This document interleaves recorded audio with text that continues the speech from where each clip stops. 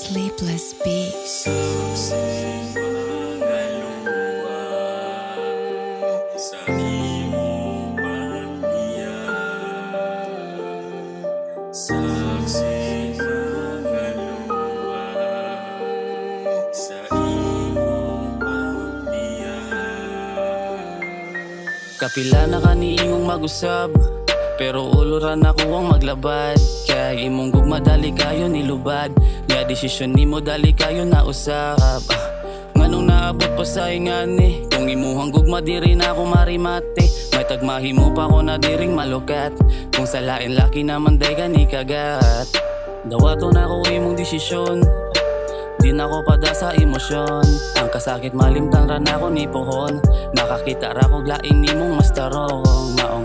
Di na ko pada sa imong atek, ay nakong tagaig rason di mo pa mo balik. Ang kasakit dugay na dito na kong gisyagit, ang gahapon di na pwede ni mo na mabalik. Ay. Saksi ang mga luha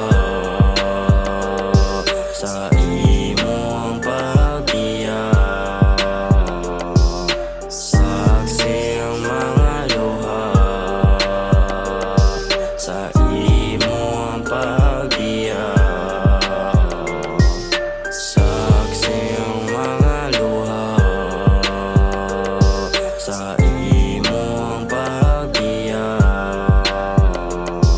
Saksi ang mga luha sa imong pagbiyak.